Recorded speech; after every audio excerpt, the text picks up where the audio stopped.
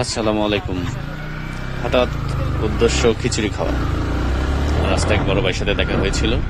তিনি বললেন কোথাকার খিচুড়ি সবচেয়ে ভালো হবে, আর সেখানে আমরা যাচ্ছি খিচুড়ি খাওয়ার জন্য। যদিও বৃষ্টি হচ্ছে সন্ধ্যার থেকে গুড়ি গুড়ি। এখন আমরা যাচ্ছি আউটডোরে। এখন খিচুড়ি পাওয়া যায় কিনা সঠিক আসলে ওরকম ভাবে জানা নেই। দেখা যাক, খিচুড়ি আউটডোরে যাই। আউটডোরে যদি খিচুড়ি পাই তাহলে তো আলহামদুলিল্লাহ।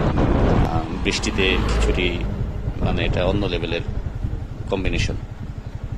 আমরা মোটামুটি আউটডোরে চলে আসছি, কিন্তু অনেক গাড়ি আর কি, মানে আমাদের আগেও অনেক লোক আসছে। গাড়ি রাখার মোটামুটি জায়গাই নেই বললে চলে। আমি এখানে তো কোনো রকম রাখলাম।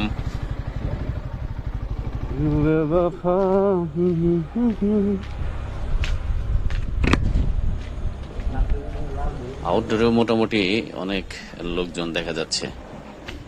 তারাও মনে হয় খিচুড়ি খেতে আসছে, এরকম একটা বিষয়।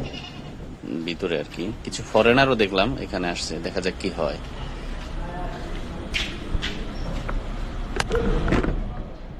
ভালো আছেন? খিচুড়ি হবে? কই যাবেন? এখানেও খিচুড়ি পেলাম না। উদ্দেশ্য যেহেতু খিচুড়ি খাওয়া, অবশ্যই খিচুড়ি যেখানে আছে সেখানে যেতে হবে। যদি না পাওয়া যায় পরে সেটা অল্টারনেট বিষয়।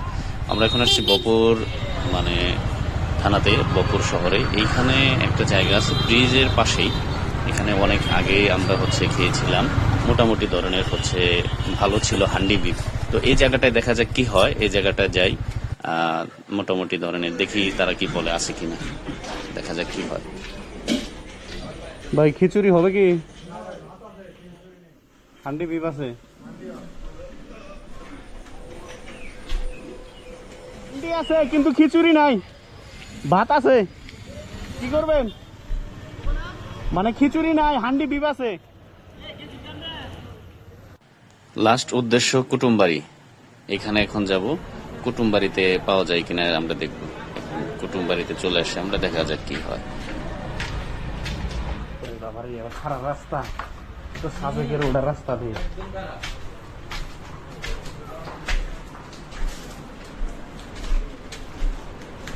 আসসালামু আলাইকুম। খিচুড়ি হবে ভাই? খিচুড়ি না, সকালে হয়।